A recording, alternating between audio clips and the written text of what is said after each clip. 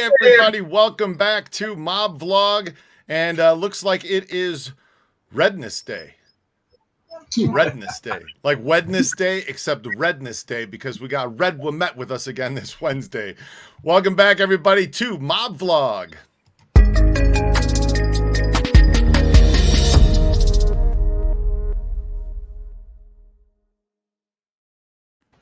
So, Red, everybody's wondering what the topic is today, and on the thumbnail, you guys should have seen, we're going to be talking about Frank Schweihs.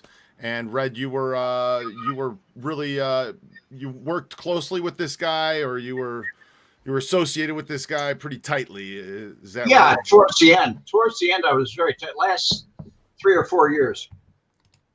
Okay. And how did you come to know Frank? I first met Frank at American Bonding, and that was in 1968.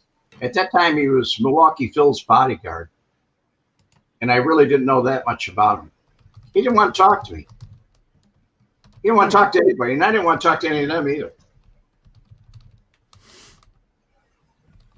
Later on, I got to know him, and we used to go to Melito's. What do they call it? I'm trying to think of his restaurant. I can't right at the moment. But then we went over by Billy Kent's. Somebody made a comment to me recently. I met you at Burton Place. That was Billy Kent's place on Burton and Wells. And I got a kick out of that because he ran the parking lot across the street. And Frank used to talk about him all the time. Actually, that's where they arrested Frank in 1988, September 15th, 1988. And Frank also is somebody you testified against as well on several things, correct? On extortion. I never got a chance to testify against him in family secrets because he was really out of it. But even when they arrested him in Buena, Kentucky, he wasn't himself. He had brain cancer. Okay, that can eat away at you, I suppose. Oh yeah, and they always said there was going to be a family secrets too. There never was. But he was indicted for I don't know how many murders on that one. But you know, the guy never did go to trial for murder. Ever. He never went on trial for murder. Never once did that happen, huh? No. Never. And he was arrested for suspicion of, but he always got out. And you're convinced that he told you about murders that he committed, right? Oh, yeah. Bragged to you about him. I don't know, like you and I talk, you know, he just talked to me about different things. Well, no, you and I talk, but I don't say, hey, Red, you know, the other day I whacked this, this guy. Like that's not, we talk. But a name had come up and he talked about that name. Like he told me the thing about the theaters because I was in the pornography business. He talked to me about the theaters, and he said, "Oh yeah, I own the 3 Penny Cinema, I own the Vic, I own the Admiral, and I knew Pat from Patsy Riccardi from Brandon Ogden too. When Marshall Cafano was with me, I used to see Pat. This is in '74. Pat used to sneak by in the alley and go collect from Tushin at the Bijou. So he was on the arm. The way he took that over was real. He had approached them, and they didn't want to give in because they didn't want to share their profits. So he killed Paul Gonski, and we talked about that. He said, "Yeah, guy had an accident up on my shack out there. You remember the things like that? You know, he never brought it up and said different things." Then when Patsy Riccardi got murdered, it was partially my fault. We were talking about how I broke into the Bijou, and I was looking at how much money they were making. I was looking at their books, and Frank says, "Where's the money?" I said, "I didn't bring the money," but I told him how much they were making. When I told him, he said, "Are you shitting me?" And he said, he got all upset about it, and he said, "We're gonna have to." He's been rat holing. I'm gonna have to pay him a visit. 3 days later, he was dead.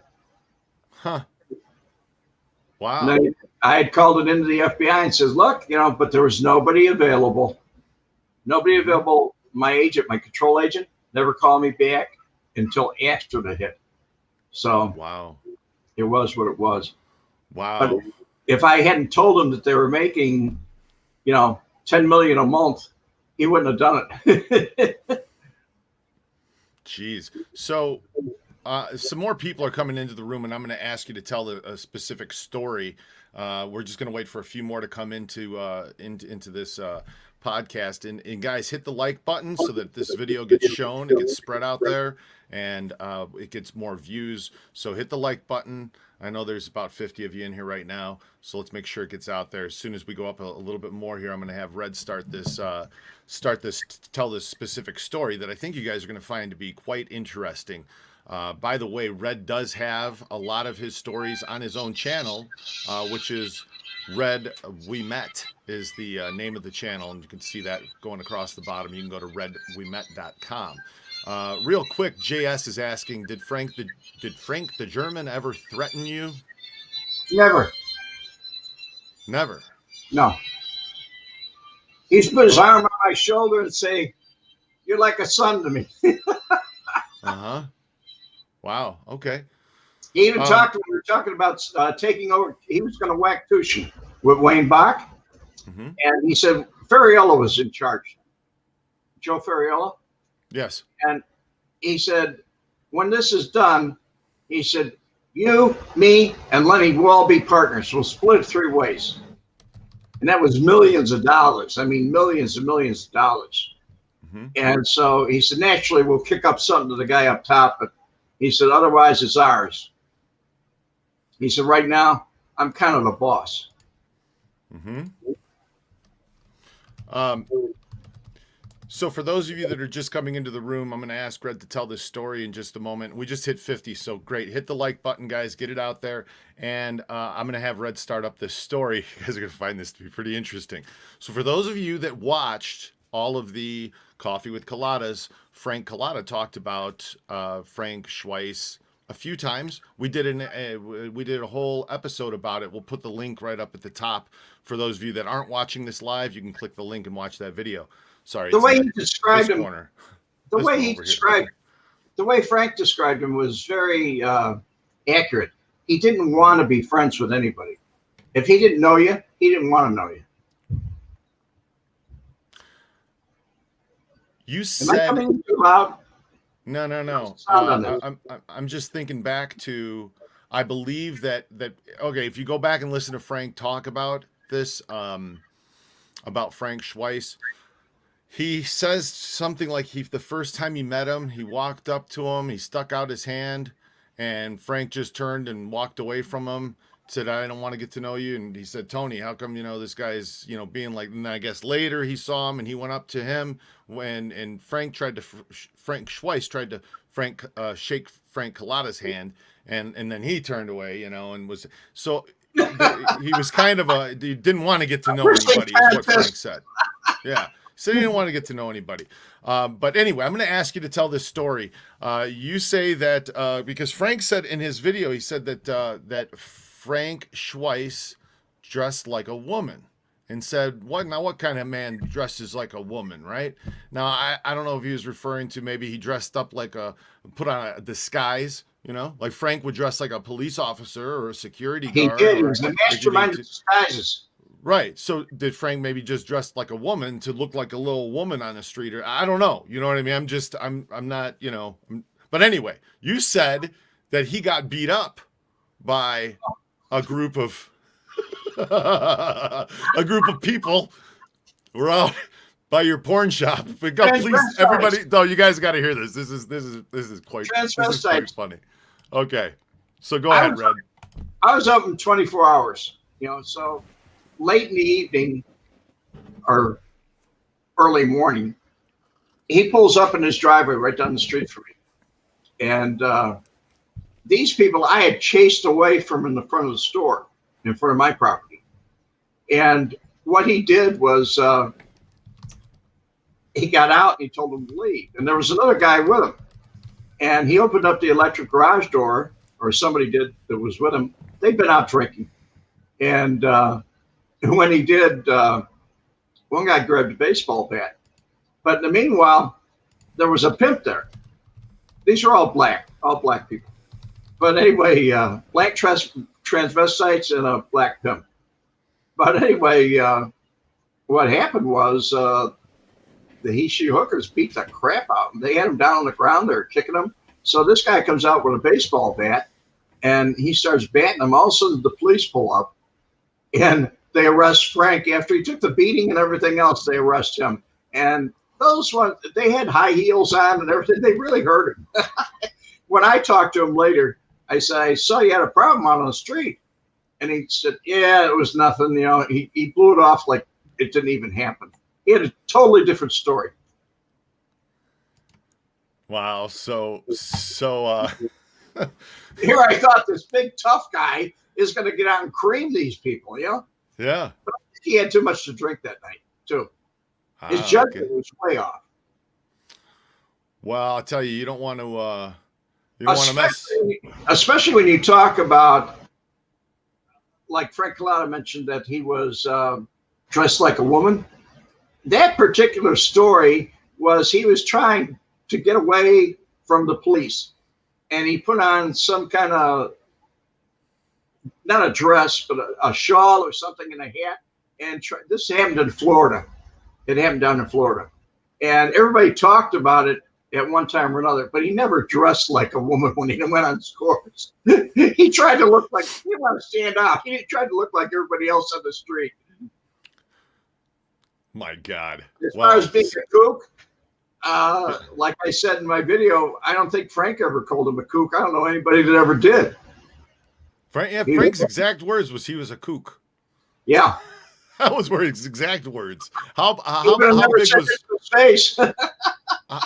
Red, somebody's asking how big was Frank Schweihs? I want to say I read somewhere he was 6 foot. He was 5'11". Okay. He was 5'11", and he gained some weight and he lost some weight, but he was getting up around 200 pounds. Okay. So, hey, DPN is in the feed. And DPN says that Frank the German was a stone cold killer in the final stage of the mob. He was the scariest. You agree? I think he was the scariest even in the beginning. He did so many hits and got away with them. He never got tried.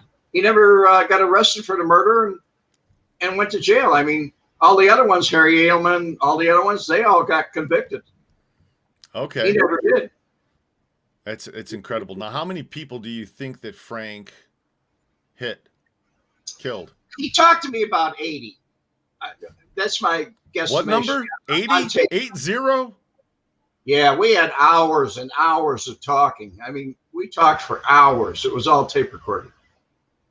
Holy cow.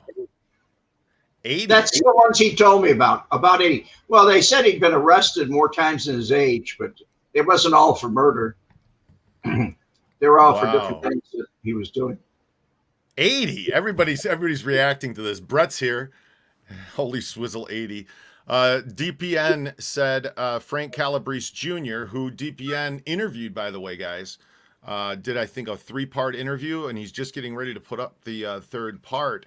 But he said that Frank Calabrese said that Frank Schweihs was one of the scariest guys that he knew. He was. Many times I said he was the scariest man I ever met in my life. Wow. He was very good at what he did. I mean, he was very good at what he did. When they sent him out on a murder, it was done. Well, he never came back and said I missed. You start getting away with it that many times, you start to feel kind of invincible about about doing it, about killing people. You'd have to just. He started young. He started very young. To be Milwaukee Phil's bodyguard and have a house living right next door to him in North Riverside. That was not an inexpensive home. And it was a very nice neighborhood at the time. And you kind of figure he was somebody special to them. Quick shout out. Hi, Cindy. She is in the house with us. So is John Allen, and so is Brett. Thanks for being here, guys. Chip Anderson, who labeled Frank Schweihs as the Babe Ruth of killers? Also, Red, did you know or deal with John Flood? Yes. Who's John Flood, first off? Because I don't know. John Flood lives out in Las Vegas now. He's a retired police officer. I think he's 88 years old by now, somewhere up there. But John testified at Family Secrets that he was at the Crossroads Motel, and he arrested Frank because he had a pipe in his hand. He was going to beat this guy to death with a pipe. And Joey Lombardo was in the car. And he pushed him out of the way because Joey actually was trying to run them over when he saw it was going awry. John Flood had stopped him. He was deputy sheriff with the sheriff's department. And he stopped him, saw the lead pipe in his hand. He asked him for identification. And he refused to give the identification. During that talking, Joey tried to run him over. So he pushed him out of the way. He repeated that whole story in 1989 on a witness stand at the trial for extorting me. Okay. And who labeled Frank Schweihs as the Babe Ruth of killers? The first part of that question, do you know? I think originally that came from Joey Lombardo. Joey Lombardo. Okay. Yeah. They said he's a New York Yankee. He's the Babe Ruth of hitmen. And then it got to news media, and they picked it up, and I don't know. They leaked it. The FBI leaked certain things. Huh. Matt Egizio. Was the German ever scared of Lurch? Matt, Frank Collada did a video, and in the video, he said that they never met, the Frank the German or Lurch. But if he threw the two of them into a room together with chainsaws, he is pretty certain Lurch should come out on top. I'll put the card up here if you guys are watching this after the video. You can go watch Frank tell that story if you want. It's colorful language. Suppose if you threw the two of them into a room with chainsaws. Who the hell would think of this? Anyway, I'll put the card right up here for you. That would be a pay-per-view. Yeah, sure. I think it would. So something right out of Hunger Games, right? So I'm taking notes here. All right. So, hey, everybody. Outfit Boss is in here. Dave Larson, nice to see you. Ron Frey, the Clintons. Oh, boy. Yeah. Well, that's, how they are. Nick Castellano. That's right. He said at the time North Riverside is a dump now. Okay. Carl Foster, did Frank model himself on Murder, Inc.? What are your thoughts on that, Red? I don't know if he did or not. Mm-hmm. He never talked to the public. There's very little written about him. Very little. Yes. Very few newspaper articles. I think one old one that Mike Byrne pulled up in Past and Present News, Chicago outfit, Past and Present News, was about a robbery he did on Michigan Avenue. Mm-hmm. And he got shot by a police officer. And for years, he carried around the bullet in his leg. We used to call him Limpy. That was his nickname, Limpy.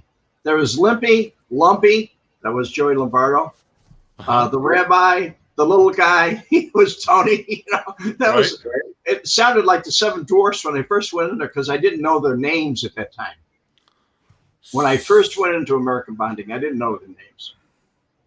So Frank Schweihs, his nickname was Limpy, huh? Yeah, he was carrying that lead in his leg from being shot. And then in 1974, he was in Chicago, and he went to have it surgically removed. And he told me, he said, I've been carrying this thing around for a decade. He said, it made me bad. He had his leg up in a cast. Oh, the name of the restaurant we used to go to was Orso's. Okay. Orso's. All right. It's still there. You're telling me that this stone cold killer let people call him Limpy? He used to laugh about it. To his face. He had a good sense of humor. He had a very good sense of humor.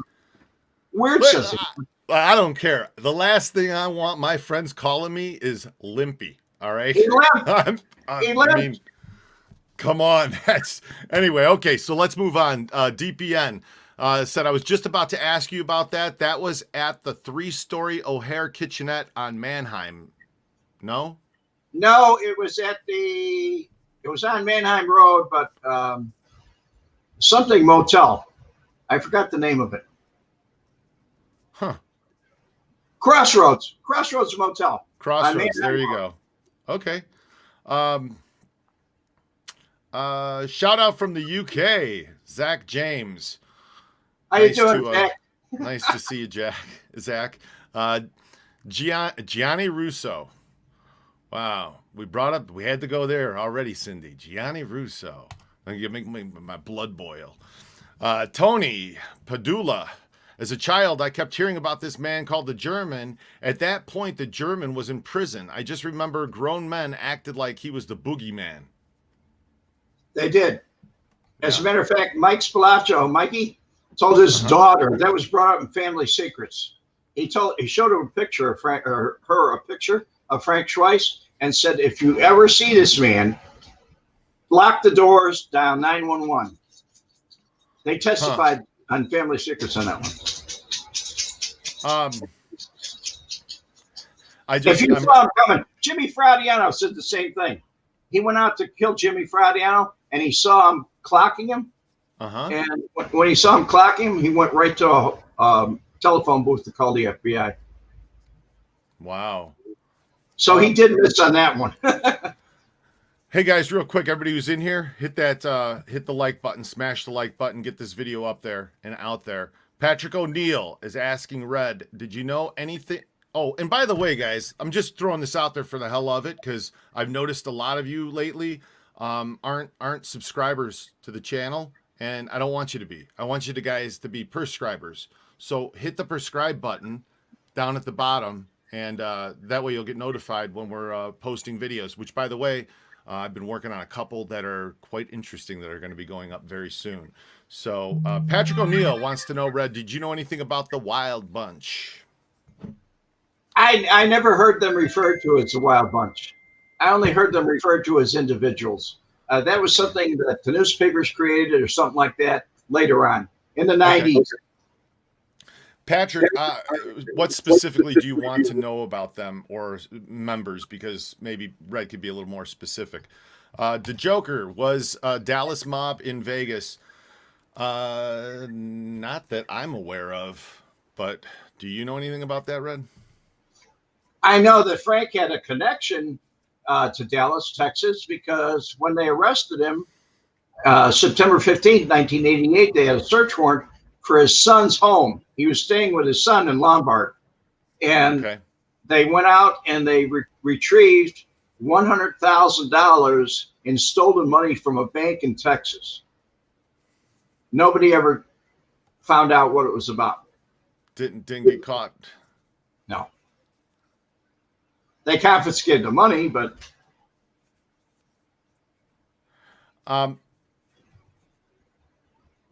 okay, Ron Frey, Joe Campisi ran junkets to Vegas, yes? Yes, he did. I'm sorry. Listen, I grew up, this is the second time I've read a question that's actually answered with the word yes or no. DPN earlier said this was over here. No. And now Joe Campisi ran junkets to Vegas. Yes.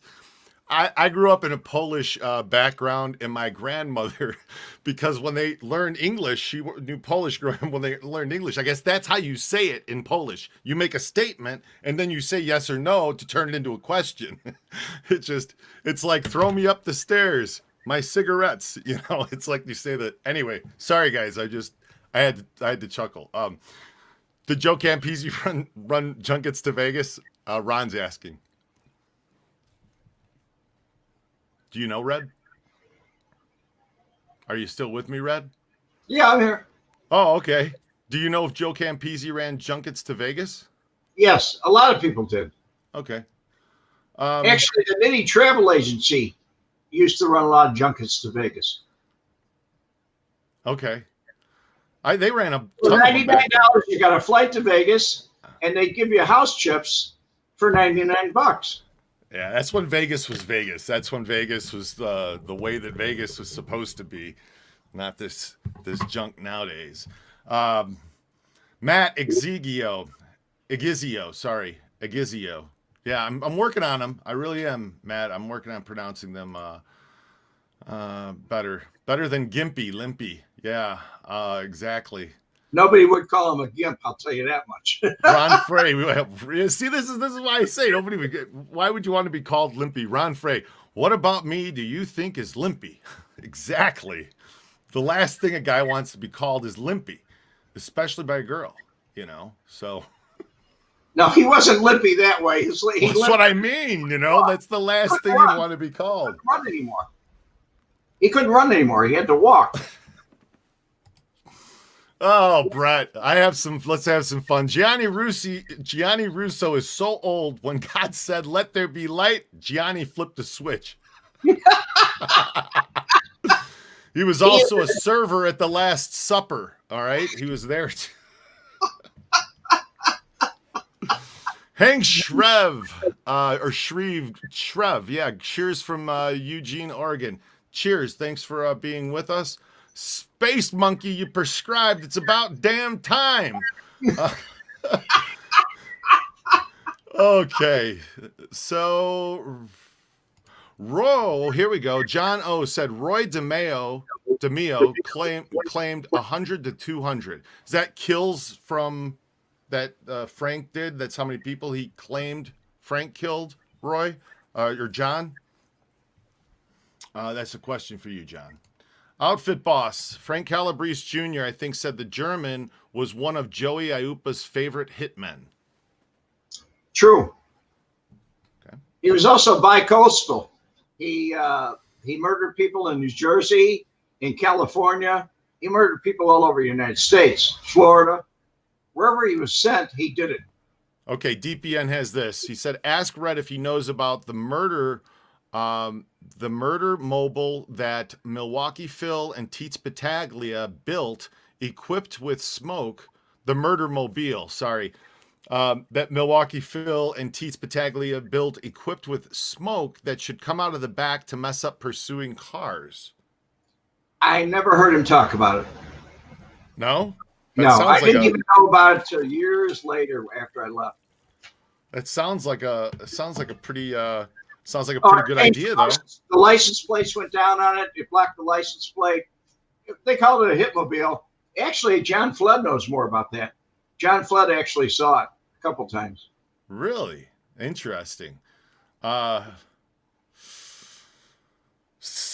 Frey said, someone asked if Dallas Mob was in Vegas. Yes. Okay. I did not know anything about that. So I'm not familiar with any Dallas being in Vegas, but if you say so, Ron, I'll go with it. I think it's something to definitely look into.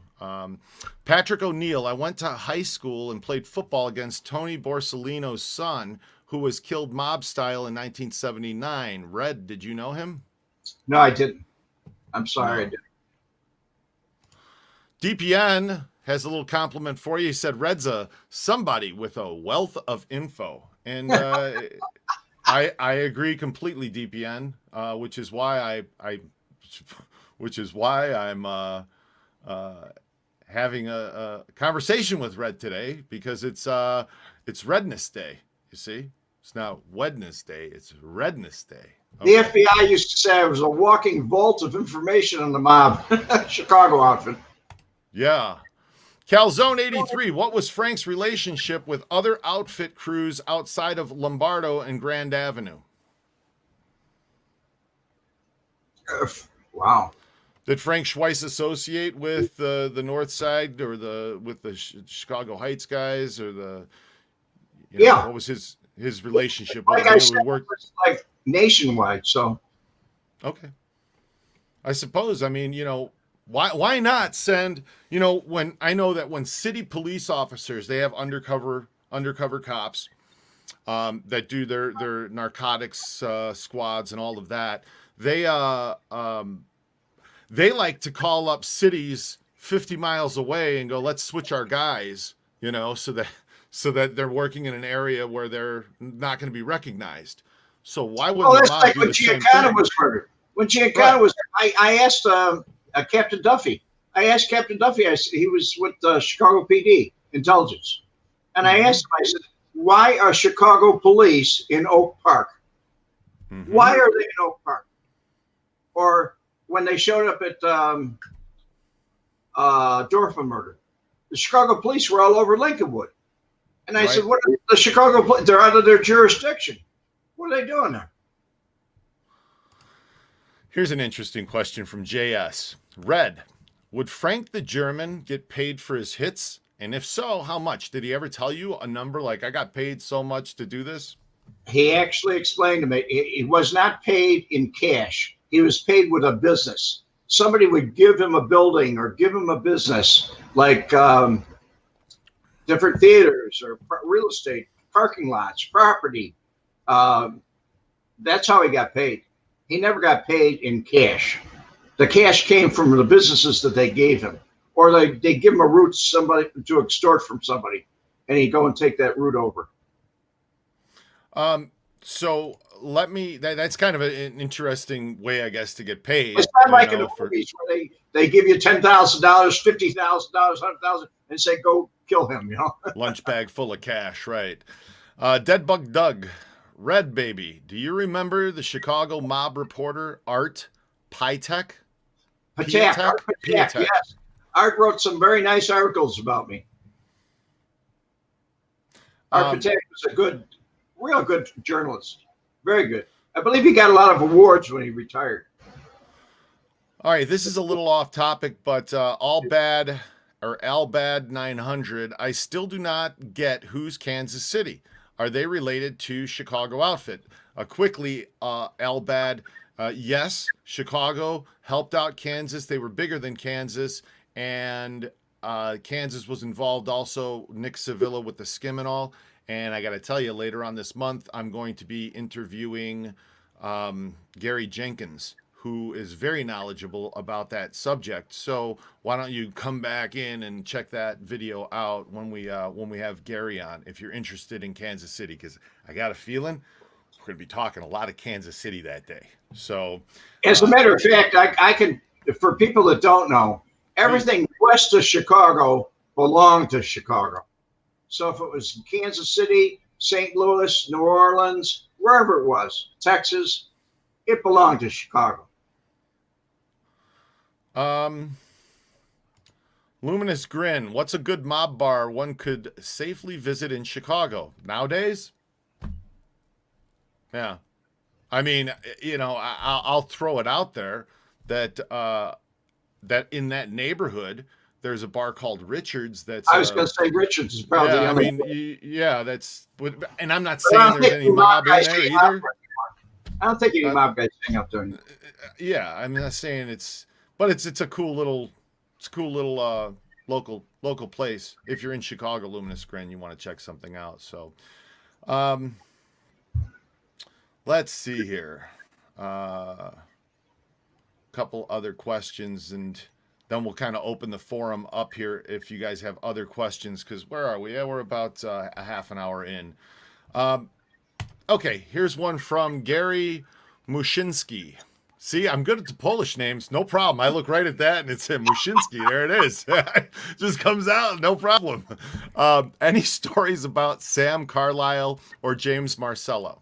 Gary wants to know. Sam Carlisi? Wings? Sam Carlisi, right? Is that what I said? Yeah, I read Sam Carlisi. No, not really. I didn't have any contact with him. Okay. Hey, what about Al Taco from Chicago Heights? Sean Pender's asking. You did? What was he like? A very stern, old school. I think he was one of the originals, going back quite a ways, but Taco was, he made a lot of mistakes. His wife talked on the phone, Betty Taco, and he wound up, they screwed up the burial for Tony and Mikey. Huh. He was one of them that was there. Gotcha. So they were supposed to plant him in the. That's a whole story in itself. It really is. Let's hear it. Let's hear it. Go on. You guys have questions about this? Because let's let Red tell us about that. I mean, I'm curious. As Nick Calabrese said, they were brought to this place in Bentonville, a house. They didn't know where they were going. They did the murder, and some people stayed, some people left, and nobody actually knew the ones that stayed. Later on, he was caught on a wiretap, or his wife was, talking to him on the phone where he had left the car out there, and he was walking home. He had a hard time getting home, and he said, "Come and get me." He got to a payphone and said, "Come and get me." But what they had done was they buried the body instead of putting in the old hunt club, which they thought was Joe Aiuppa's. It was like a Chinese fire drill. But anyway, they had their lights out at night, or turned the lights on in one of the cars. The battery went dead. This went wrong. That went wrong. So instead of putting them in the woods where there's roots and everything, they go 6 feet over into this nice fresh field that was just plowed by the farmer, where the dirt's soft and everything. They buried him there. The one battery went dead. The car went dead. They burned one car. They had all kinds of problems. All right, this is a question I get asked quite frequently on the Vegas Mob Tour, and that is, they say that they found dirt in their lungs, in both Michael and Tony's lungs, and they say they were buried alive. Were they buried alive, or did dirt just end up getting in there when they threw it on them? What's the? No, it was actually in their lungs. Were they breathing? Yeah, but I think they were dead from head injuries and whatever. I mean, they were breathing, but it's not like they were going to get up and walk, or talk or anything like that, because they did find dirt in their lungs, inside their lungs. So they had to suck that in.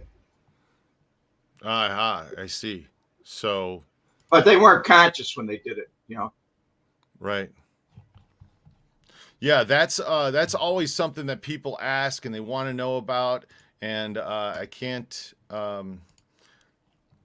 really explain that in any more detail than there it is. There's the place where they found him, and if you see an aerial view of this, it's literally right on the edge of a forest to the cornfield. So, and that's what I was told was. They showed up and it was dirt and roots and they didn't want to dig through it. And look at the nice sand. And then the next day or a few days later, the farmer was out there working his land and he discovered what looked like somebody was burying something. And he assumed that it was some poachers, burying some carcasses, things that they aren't supposed to be out there killing. And they poked around and discovered the human remains and, of course, got a hold of notified the authorities. But actually, anyway, they called Game and Wildlife, Fish and Game and Wildlife, and they came out and started digging it up, and they said, "This is no animal." Then they called them state. So see, that's what actually took place there. Okay, back into the. What's that, Red? I thought you said something. I said it actually was the Fish, Game, and Wildlife that found when they were digging around. And when they saw it wasn't human beings or it wasn't an animal, then they called in the state police and the other investigators. Before you know it, there were helicopters there from Chicago. So let's see here. What's the outfit like today? If the Jenna brothers had gone against the Capone, they could have been 2 mob families in Chicago today. I don't know about today, but I guess. Who can say what would have happened? Right. Yeah. You got a very good point. The Rico statue, especially after the Rico statue. DPN has another question. Thanks for all the questions, by the way. Appreciate it, DPN. And by the way, if you guys haven't seen Disorderly Product News, check out their channel. It's really kind of interesting. So it's a very interesting channel. Yes. And check out Red's channel. I'm going to put links right up here, guys. So if you're watching this live, you won't see the link, but afterwards you will. So the link will be right up there. By the way, smash the like button. hit the share button. And if you haven't prescribed, be sure to prescribe, okay? I do see that I have an echo, guys, and I am working on that. Can you guys tell me if it's still there? Because I just changed the setting, and while I was sitting here, I was hearing myself, and I thought that I had everything set correctly. Go back to the way that the setting was, and maybe that'll get rid of the echo. Can you guys tell me that if it good? I'm good now. Okay, thank you very much. Am I making it echo? Am I talking too loud or? No, everybody's saying it's good. Yeah, no, it's good. Okay, so DPN, do you believe the list of people that were at the basement in Bensonville, Nikki Calabrese gave, and why were their bosses there and so many people? Why so many? I believe, this is my interpretation from everything that happened, that the people that were there to do the heavy work down in the basement, they didn't know they were there. And the reason they were there was because if Tony had survived or whatever, never gone, or somehow worked things out, they would have lost their territories. They would have had to pay tribute to Tony. And the truth of the matter is that it was like a beatdown. It was a beatdown. Upstairs, there was John DeFranzio and several other people that greeted them. They sat in the living room for a while. They had a few drinks. They had some scotch that was found in their stomachs. So they relaxed them and said, okay, now let's go down in the basement, and that's where we're going to hit the ceremony. So that he was being recognized by everybody in Chicago. Calzone's 83. It was disguised as a making ceremony. So the various crews had to be represented at the house, which makes sense, complete sense. So, okay. Does the Chicago outfit have any influence these days? It's really nothing. I don't think so. Yeah, there's really nothing left. So, okay. So Chad Blocklinger. I've read that Chicago police would say that every time Frank and Wayne Bach were seen together, shortly after that, someone ended up dead. What do you know about that, Red? You're shaking your head. Fact. That's a fact. Huh? When they were clocking Steve Tushin, I think it was Bill Romer that told me, he said, whenever we see these guys, we use parabellum mics, and they'd always go to a construction zone, so we couldn't, hear what they were saying. They used lip readers, whatever, to find out what they were going to do. Because whenever you saw them together, all of a sudden there was a body. And it might not be that state. It might not be anywhere around there. But when they traveled, they killed people. Like Darn Arnold.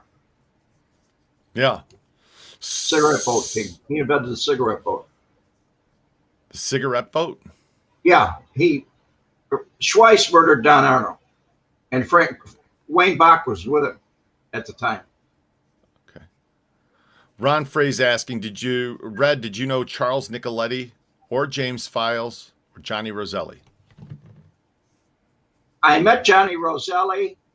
I knew a lot about Chucky Nicoletti, but I didn't meet him, and I didn't know any of them really to know them like I did the other people that I talked about in the crew.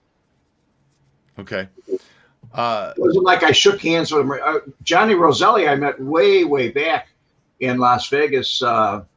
He gave me a little grip, a bag to carry, leather bag, and I brought that back to Chicago. I wrote about it in my book. Yeah, what was in the bag, Red? I don't know. I didn't see it. You didn't peek? They told me not to open it, not to touch it. You didn't peek? You didn't look? Just come on. You had to have looked. I was, 22-year-old kid. What am I going to do? Yeah. 22-year-olds are curious. Nah. They'll look and see what's in that bag. It's still alive. That's exactly why you're still alive, I suppose. Calzone, I've read conflicting stories about who pulled the trigger on Richard Kane. Was it Frank or Joe Lombardo, Red? Do you know? Joey Lombardo. Joe Lombardo. There you go. Calzone 83. I hope that answers. Frank was there. I saw Frank.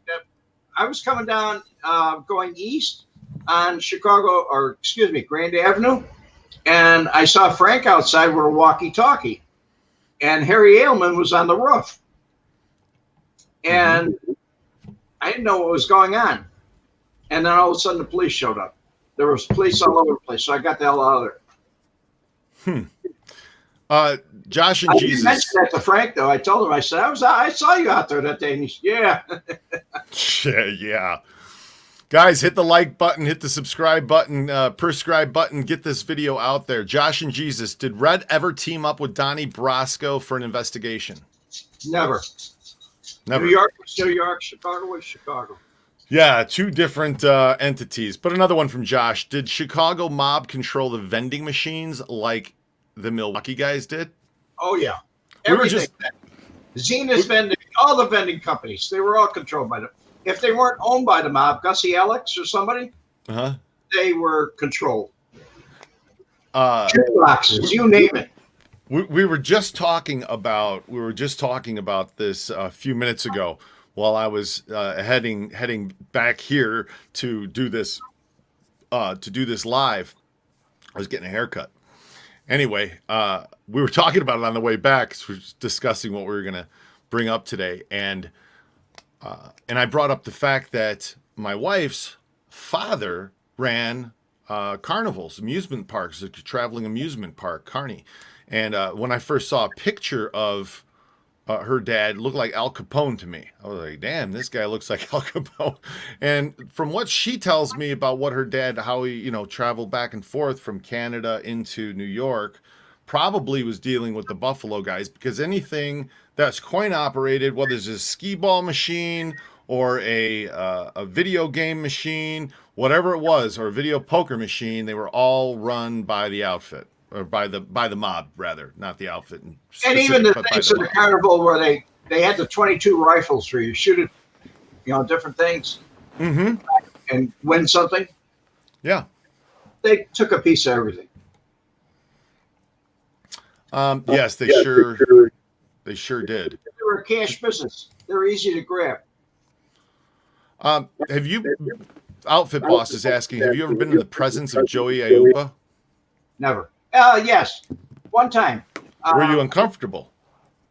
Well, I was sitting a table over, and we're at the MGM Lounge in Cicero, and having Greek chicken at the MGM Lounge, and was good too. But he was sitting there, and he was talking with some other people, and I certainly didn't introduce myself or walk up to the table. I didn't want to really. It was none of my business.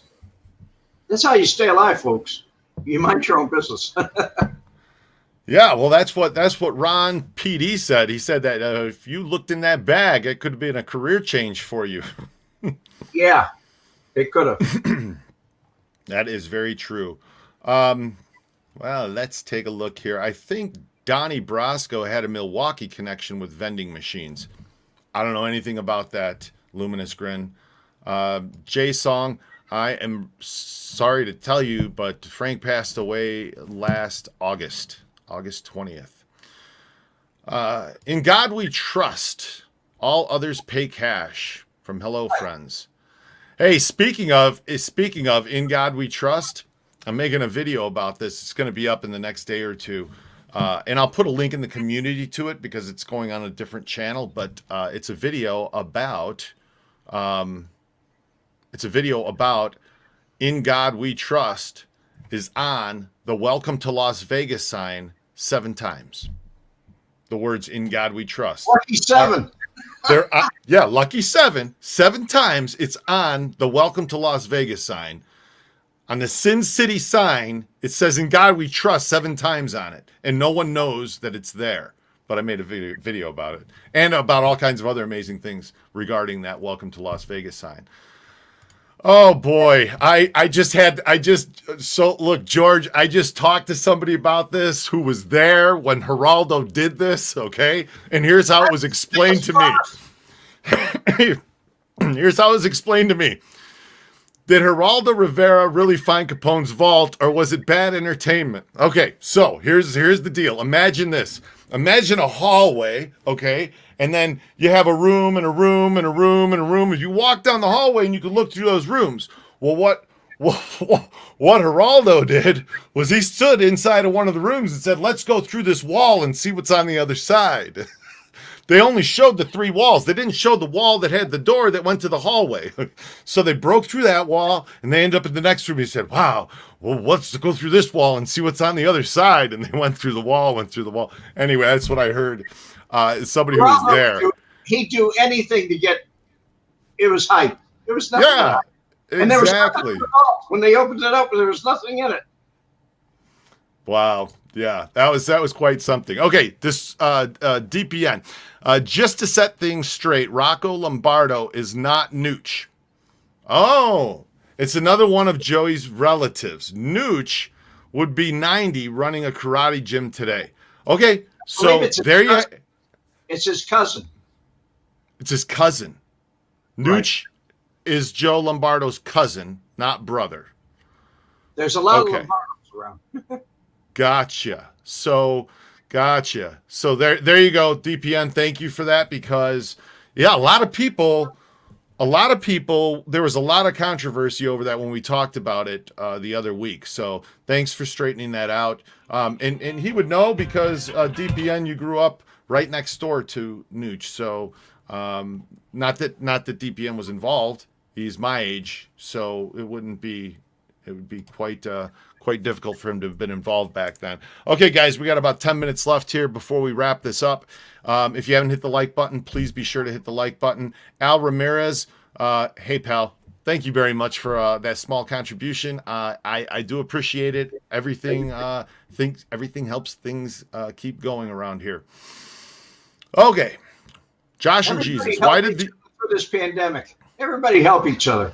Yeah, right. That's what we're here for. And right now, entertainment in Vegas, guys, it is shut down. But it's going to be reopening. It's going to be reopening. That's what they keep saying. So I'd like to see it open sooner than later, but hopefully we'll get there quickly.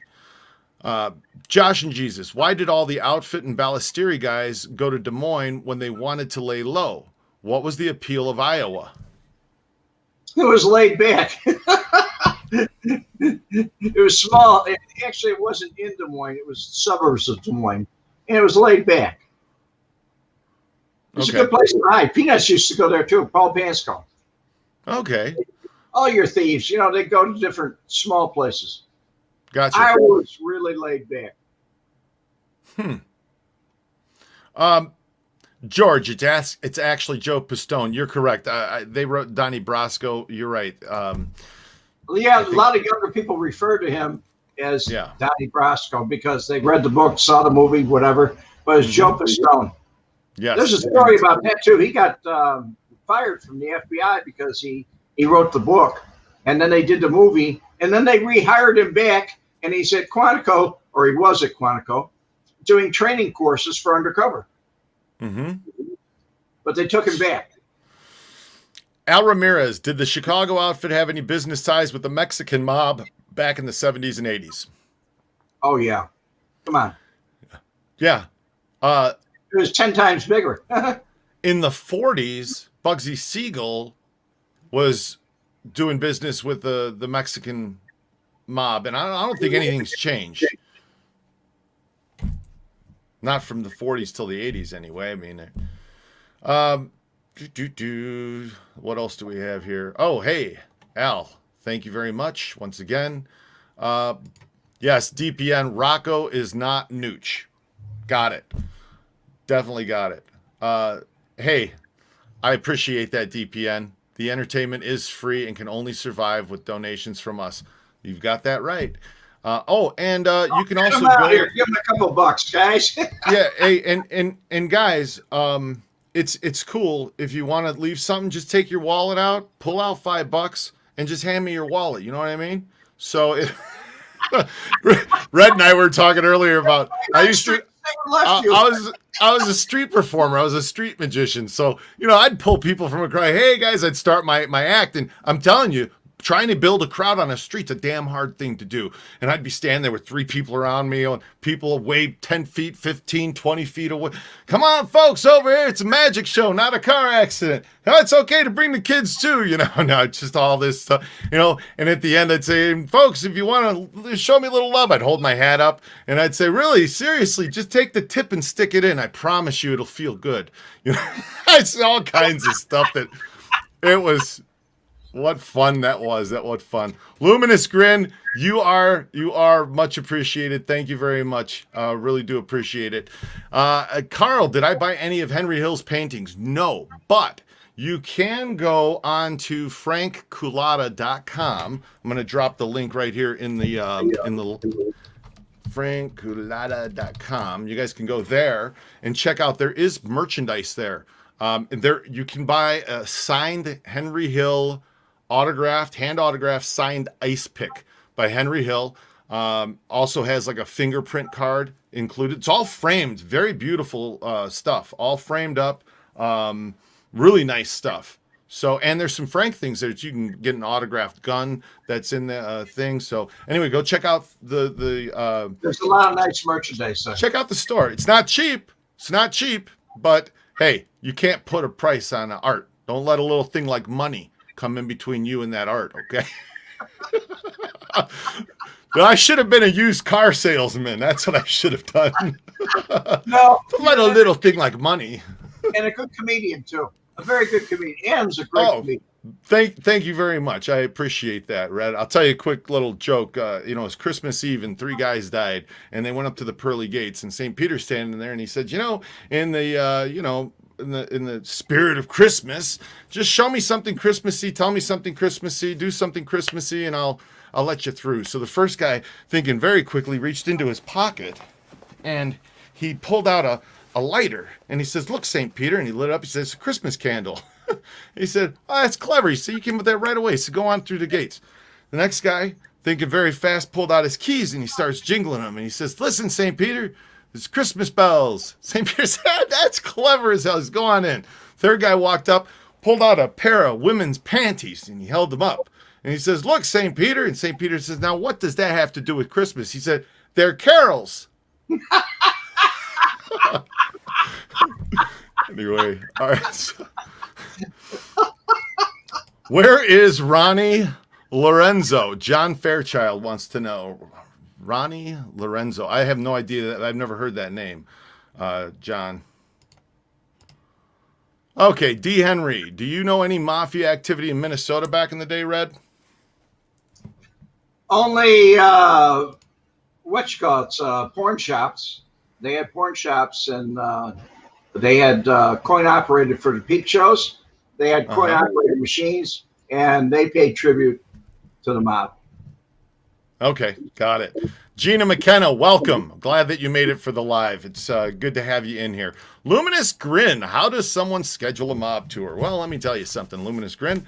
Right now, Vegas Specialty Tours is not open. And the reason that it is not open is that there is not enough, there's not enough foot traffic coming through town yet for us to really reopen. But if you go to VegasSpecialtyTours.com, you will get this screen, this pop-up. Private tours are available for groups and families. And it is true. You can call that number and you can schedule something. But I got to tell you, we're not open. But because we're not open, I got a lot of free time on my hands. So I'm just kind of taking my friends out for rides here and there. So money falls. Yeah, if money falls out of your pocket, ends up on my seat, you know, hey. There's nothing wrong with that. Nothing illegal about that. So just give that number a call. And by the way, if you guys don't know, we do offer the Vegas Mob Tour, which takes you around Las Vegas and is quite the experience. So you get to see a lot of things from Las Vegas. We go to some filming locations. I like your ghost town tour. Yeah, well, we do the ghost tours as well. They go out to one goes around Las Vegas, and the other one goes to Good Springs, which is an old haunted mining town. But on the mob tour, we visit the Flamingo. We see a monument that's built to Bugsy. There it is. We go past the flamingos that are there now. And take you to, like I say, some filming locations, the Las Vegas Country Club. You get to hear all the history. There's the house that was used in the movie Casino. It's all on the tour. So that's how you do it, and that's how you can go see the tour in Las Vegas. And yes, we used to do pizza, but because of all the junk going around, we don't do that any longer.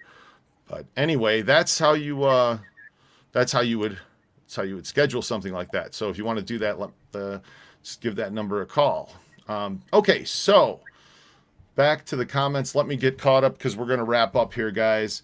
Let's see. Deadbug Doug, how you doing? Did Frank ever have any bad with Jackie Gone? Not that I know of. Jackie Gone, he owned some casinos here in Las Vegas. I think it was the Gold Coast, if I remember. Jackie was involved with that. Loved magic shows, though. I did hear that Jackie Gone loved magic shows. Every one of his casinos, he had magic shows in. Ron Frey, no more masks in Texas as of today. Woohoo! That sounds great. We need to see more of that happening. Luminous grin, wink, wink, nudge, nudge, say no more. There, good. I'm glad that you guys got it. That's good. Any business with the black gangs? Barry Smith wants to know. And from my understandings, yes. The Peastone Nation, the what was the other one? Blackstone Rangers. Is that right? Yeah. They all did work with the Chicago outfit. They used each other for different things. Correct, Red? Oh yeah. Yeah. So there was a lot Basically, of that. They extorted them for using heroin, cocaine, crack cocaine, whatever. They paid a street tax in order to do business without being interfered with. Outfit boss, does Red know James Torello from the South Side? The Turk? No. I did not know him. Okay. Gina McKenna, would it be possible to hear more about women involved with the outfit? Aside from Virginia Hill and a few others, stories seem to be few and far between. That's true. And why is that so, Red? The women wanted to stay out of the picture. And the guys wanted to keep them out of the picture because they cared about their families. Them in the picture anyway. The story was the guy. If you told your wife what was going on, that could upset her. And also, then if she's ever pulled in to be questioned, she knows things, right? So you don't want them knowing anything. Grand juries. They worried about grand juries. Exactly. Before a grand jury. I don't know how many wives went before a grand jury, but they said they didn't know anything. And they didn't. Okay, guys. We're definitely going over here, and I don't want to start losing your attention. So, Sonny, I'll see you when you get back into town. 2 Iron, did Frank C. ever take you inside the house on Rawhide where he killed Listener? No, he did not. And we did go past it, and Frank said a few things, about but no, we never went into the house, and no, I would never ask to, and from what I understand, no, the answer is no. No, N-O. Who killed Fluky Stokes? Who the hell's Fluky Stokes, Barry? Red's got a look on his face the same as mine. Who killed Fluky Stokes? That's a good name. I like the name, though. Fluky Stokes, man. That's a good fake name, too, if I ever got, in trouble. What's your name? Fluky Stokes. Fluky Stokes was an American mobster. Willie Morris Fluky Stokes, from 37 to 86, was an American reputed mobster from Chicago, Illinois. Stokes was from the South Side and was known for his silk suits, diamond rings, and flamboyant lifestyle as a drug trafficking kingpin and pool hall owner. Does that ring a bell? Well, it rings a bell, but not the name. Hey, buddy. Sorry, now it looks like we really got to wrap because he's coming in here and going to destroy me. buddy, come on. Murdoch, you gotta get out of the studio, pal. Yeah, you're gonna knock the lights over. Come on, go. Good boy. Good boy. Go on. Go downstairs. I'll go play ball with you in a minute. Yeah, go on. Good boy. Okay. Well, Red, let's wrap this up. I'd love to sit here and talk with you guys and talk to Red some more. But we're gonna be putting up some videos. If you guys have more questions and want some more in-depth, ask it in the comments. Put it in the side here in the comments, and Red and I are going to be recording a couple to be posting, not live, but we'll be posting them, some short 15-minute videos. So, Gina, Red's dog is dog, right? Duchess is her name, and she usually whines sometimes. And somebody put in a comment, "Oh, the poor dog." No, Duchess isn't didn't need to go out. Duchess just, it's like Murdoch, gets upset when we're sitting here talking to each other and not paying attention to them. So, and by the way, yours is a German Shepherd, correct? Yes. Yeah. And Murdoch, I have Murdoch's a Belgian Malinois, and my other dog, Magnum's kind of a mixture, but he's mainly a Shepherd. So, Fluky Stokes. Oh, Sean Pender, wasn't there a hot dog stand called Fluky's? I don't know. Yes, there was. Fluky Stokes in Waffen, like Drive Car, Wake Adam True. Pete Lodato. Fluky Stokes in Waffen, like Drive Car, Wake Adam True. Whew. Man, it's a little early to be drinking, isn't it? I'm sorry. Keep them around your puppy. Yes, will do. Hey guys, real quickly, we're wrapping it up. But go over to check out Red's channel. Right up here, I'll put a link. And go check out Red's channel. And be sure you could subscribe over there. If you haven't prescribed here, be sure to prescribe. Go to Red's and go subscribe over there. He had he's got a lot of videos. How many videos you have up there? 80 videos or something. They're all 5 to 10 minutes in length. They're short stories. And they're pretty damn interesting. And Red's channel is almost at 1,000, so help him get to 1,000, guys. DPN, thank you very much. Knowing about YouTube. Yeah, no, thank you. Yeah, you're very welcome. And Red, I'm helping Red tag his channel and get it going and all. And why am I helping Red do that? Because, well, like DPN came along and helped me. And, you got to help the next guy out and keep things going. And I don't get really religious, but I just believe in treating other people the way that I want to be treated. Karma. Yeah, there you go. You could call it karma. You could call it the universal laws or whatever you want to do. You could call it a commandment. I don't care. But, yeah, you should treat. I don't care what you call it. Just subscribe. Yeah, doesn't matter to me what you call it. Hit the damn button. Hit the like button too, guys. This Disorderly Product News, and if you haven't seen their channel, go check out Disorderly Product News. He said the mob had nothing to do with Fluky Stokes, and Fluky Stokes from that description sounds like he was more of a pimp, But anyway, okay, guys. It was fun to see you. Thank you guys very much. Barry Smith, who was Ebely, he was a outfit member. We'll talk about him a little bit next time. Right under Joey Lombardo.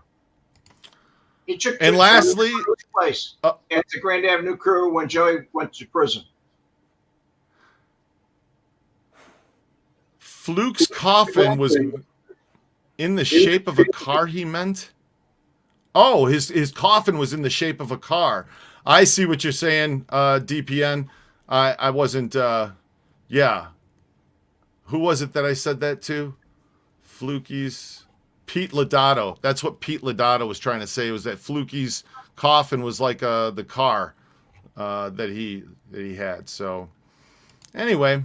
Leanne, rolling along. Love you too, sweetheart. Thanks for watching. I'm glad that you guys enjoyed this afternoon. This Redness Day. And Gina McKenna, thanks for coming in. Sean Pender, great to see you. Carl Foster, next show, Adam. How about same time next week, Red? You want to do that? Another Redness We're Day? Good. Yeah.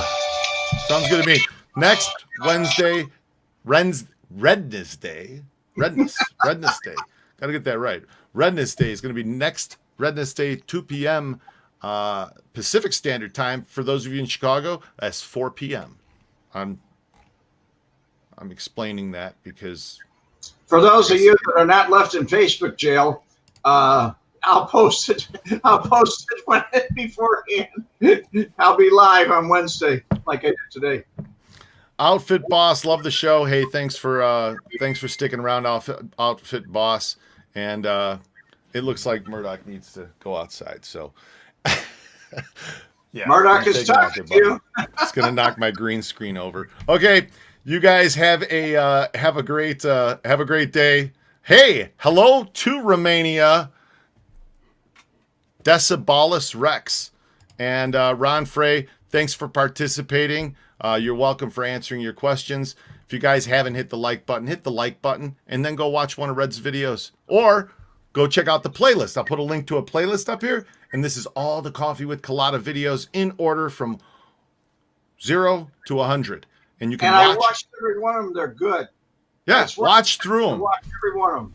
And if you start at the beginning and go all the way through, it actually tells you a story. It really does. It's a story because Frank, you see, slowly starts opening up, gets more and more comfortable through the whole thing as it goes along. So anyway, hey, shout out across the pond to London, England. Will, thanks for watching, buddy. And Pete, I will be there Wednesday. I will be there Wednesday. Jack Makem, St. Valentine's Day. Kill, he ran it under Tony Accardo for your information. Jack McKern? Jake McKern. McGurn, right? McGurn. Jack McGurn. Yeah, St. Valentine's Day. Jack Machine Gun McGurn. And he ran it under Tony Accardo. The outfit? That's correct. Yes.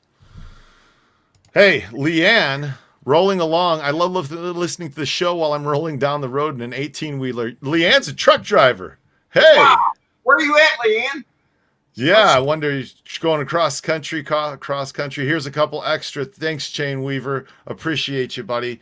Put those thumbs up. Hit those. You don't want hammer thumbs. Remember? Hammer thumbs. Oh, God. Anyway, yeah, keep on trucking, Carl Foster. Anyways, guys, thanks once again. It was a lot of fun hanging out with you guys and talking with you guys. And we'll see you guys next Wednesday. So thanks again, Red, for coming on. I appreciate you. You're welcome. All right. Okay, guys. Well, we are out. And thanks for watching another episode of MobVlog.